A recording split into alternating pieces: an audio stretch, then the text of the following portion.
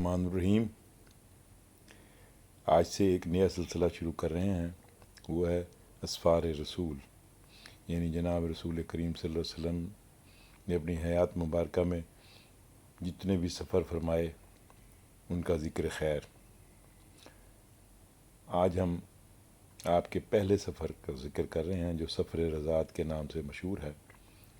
یہ مبارک سفر آپ نے دیار بنو سعد میں ایک مقام شہتا کی طرف فرمایا تھا، اور اس وقت آپ سیدہ حلیمہ کی آغوش میں تھے، اور سیدہ حلیمہ آپ کو مکہ سے رضاعت کے لیے اپنے گاؤں یعنی شہتا لے کے گئی تھیں۔ شہتا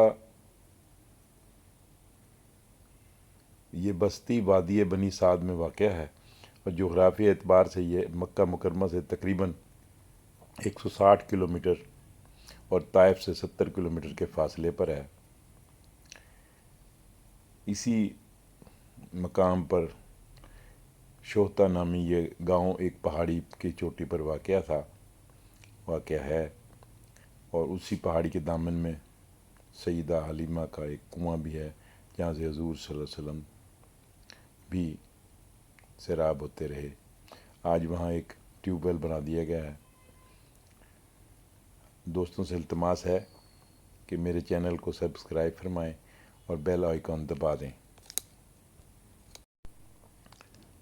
حضور نبی کریم صلی اللہ علیہ وسلم کی والدہ محترمہ رضائی والدہ محترمہ جناب حلیمہ سعدیہ فرماتی ہیں کہ میں اپنی بستی سے اپنے خاوند اور اپنے شیر خوار بچے کو ساتھ لے کر بنو سعد کی چند اور خواتین کے ہمراہ دودھ پینے والے بچوں کی تلاش میں نکلی۔ یہ زمانہ قحط سالی کا تھا، ہمارے پاس کوئی ایسی چیز نہیں تھی۔ میں ایک براؤن رنگ کی کمزور گدھی پر سوار تھی، اور ہمارے ساتھ ایک عمر رسیدہ اونٹنی بھی تھی جس سے ایک قطرہ دودھ بھی نہیں مل سکتا تھا۔ ہماری حالت یہ تھی کہ ہمارا بچہ بھوک سے بلکتا تھا اور روتا تھا، جس کی وجہ سے ہم ساری رات نہیں سو سکتے تھے۔ میری چھاتی میں اتنا دودھ بھی نہ تھا کہ بچے کو پورا ہو سکے، نہ ہی ہماری بوڑھی اونٹنی کے پاس کچھ تھا، لیکن ہمیں بارش اور خوشحالی کی امید تھی۔ غرض یہ کہ میں اپنی گدھی پر سوار نکلی تو وہ تھک گئی۔ اس کے دبلے پن اور کمزوری کی وجہ سے ساتھیوں کو بھی زحمت ہوئی، یہاں تک کہ ہم مکہ مکرمہ پہنچ گئے۔ جب ہمارے قبیلے کی خواتین مکہ مکرمہ پہنچی تو انہوں نے دودھ پلانے کے لیے تمام بچوں کو لے لیا، کیونکہ وہ کچھ دیر پہلے پہنچ گئی تھیں۔ بجز حضور نبی کریم صلی اللہ علیہ وسلم کے کوئی عورت ایسی نہ رہی جس کے پاس کوئی بچہ نہ لے لی، جس نے کوئی بچہ نہ لے لیا ہو، اور صرف میں ہی باقی تھی۔ حضور نبی کریم کے سوا اور کسی کو نہ پاتی تھی۔ جب ہم واپس جانے کے لیے تیار ہو گئے تو میں نے اپنے خاوند سے کہا، بخدا میں یہ بات ناپسند کرتی ہوں کہ کسی شیرخوار بچے کے بغیر اپنی ساتھ والیوں میں لوٹوں۔ میں تو اس یتیم کو ساتھ ہی لے جاؤں گی اور اسے ضرور لوں گی۔ انہوں نے فرمایا کہ ایسا کرنے میں کوئی حرج نہیں ہے، کیا خبر اللہ تعالیٰ اسی میں ہمارے لیے برکت دے دے۔ چنانچہ میں حضرت آمنہ سیدہ آمنہ کے پاس گئی، اور میں نے دیکھا کہ حضور نبی کریم صلی اللہ علیہ وسلم دودھ سے زیادہ سفید اونی کپڑے میں لپٹے ہوئے ہیں، آپ سے مشک کی خوشبو آ رہی ہے۔ میں نے آپ کو لے لیا، اور جانے سے پہلے جب میں سیدہ آمنہ رضی اللہ تعالیٰ عنہ کو الوداع کہا تو مجھے انہوں نے بہت سی عنایات سے نوازا، اور حضور نبی کریم صلی اللہ علیہ وسلم کے بارے میں بہت سی نصیحتیں فرمائیں۔ میں نے قبول کر کے اپنے قبیلے بنی سعد کی طرف متوجہ ہوئی۔ میں آپ کو لے کر اپنی سواری کی طرف آئی، اپنی گدھی پر سوار ہوئی تو حضور نبی کریم صلی اللہ علیہ وسلم کو میں نے اپنے گود میں بٹھا لیا۔ میری سواری اب بہت چست و چلاک ہو گئی۔ اپنی گردن کو اوپر اٹھایا جیسے وہ رقص کرتے ہوئے ہاتھ پاؤں زمین پہ مارتی ہو اور فخر سے سر بلند کر رہی ہو کہ آج سرور کائنات مجھ پر سوار ہیں۔ سفر کے دوران میں نے دیکھا کہ میری سواری بڑی خوشی سے خانہ کعبہ کی طرف متوجہ ہوئی، اور 3 بار اپنے سر کو زمین پر رکھا۔ پھر قبیلے کے جانوروں کے آگے آگے دوڑنے لگی۔ لوگ اس کی تیز رفتاری پر حیران تھے۔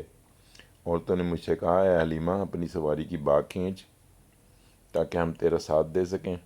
کیا یہ وہی سواری نہیں جو کہ مکہ مکرمہ آتے وقت کمزوری سے چل بھی نہیں سکتی تھی، تمام جانوروں سے پیچھے رہ جاتی تھی؟ میں نے کہا، ہاں، یہ وہی جانور ہے، لیکن اللہ تعالیٰ نے اس فرزند کی برکت سے اسے قوی اور طاقتور کر دیا ہے۔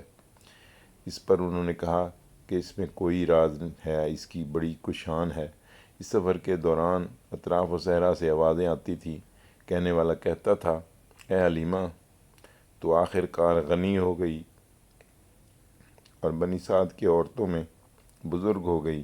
میں نے اس سفر کے دوران جس جگہ اور مقام پر بھی قیام کیا، وہ جگہ سرسبز و شاداب ہو گئی اور بہت سی گھاس وہاں پر پیدا ہو گئی، حالانکہ وہ قحط کا زمانہ تھا۔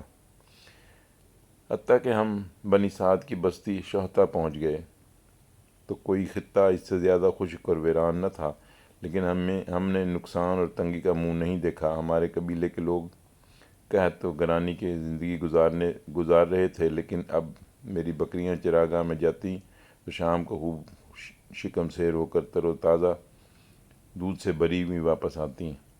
ہم ان کا دودھ دھوتے اور خوب سیر ہو کر پیتے اور دوسروں کو بھی پلاتے۔ ہماری قوم کے لوگ اپنے چرواہوں سے کہتے کہ تم اپنی بکریوں کو اس چراگاہ میں کیوں نہیں چراتے جہاں سیدہ حلیمہ کی بکریاں چرتی ہیں، حالانکہ وہ یہ نہیں جانتے تھے کہ ہمارے گھر میں یہ خیر و برکت کہاں سے آئی ہے، اور اپنے مویشی بھی اسی جگہ چراتے جہاں میری بکریاں چرتیں۔ جب آپ کی عمر مبارک 2 سال ہوئی تو سیدہ حلیمہ بیان کرتی ہیں کہ جب حضور صلی اللہ علیہ وسلم کی عمر 2 سال ہوئی تو آپ کا قد و قامت اور جسامت کے اعتبار سے آپ 4 سال کے برابر معلوم ہونے لگے تھے۔ میں نے آپ کا دودھ چھڑا دیا، پھر میں اپنے خاوند کے ہمراہ آپ کو آپ کی والدہ ماجدہ کی خدمت اقدس میں لے گئی تاکہ آپ کو ان کو سپرد کر دوں، لیکن اس خیر و برکت کی وجہ سے جو حضور نبی کریم صلی اللہ علیہ وسلم کے باعث ہمارے قبیلے کو حاصل ہوئی تھی، ہمیں گوارا نہ تھا کہ آپ کو چھوڑتے، لیکن پھر بھی ہم نے آپ کو آپ کی والدہ ماجدہ کے پاس پہنچا دیا اور سیدہ آمنہ سے خیر و برکت کی تذکرہ کیا جو ہمیں آپ کی بدولت میسر ہوئی تھی۔ آپ کی والدہ ماجدہ نے فرمایا کہ میرے فرزند کی شان عظیم ہے، اور ہم نے کہا کہ خدا کی قسم اس سے زیادہ برکت والا کوئی فرزند ہم نے نہیں دیکھا۔ پھر ہم نے بہانے سے کام لیا اور سیدہ آمنہ سے کہا کہ ہم مکہ مکرمہ کی گرمی، شدت اور وبا سے بے خوف نہیں ہیں، اللہ نہ کرے کہ اس فرزند کو کوئی پریشانی لاحق ہو۔ اگر آپ اجازت عطا کریں تو بہتری اسی میں ہے کہ ہم اس فرزند ارجمند کو اپنے قبیلے میں واپس لے جائیں اور کچھ وقت مزید یہ وہاں رہیں۔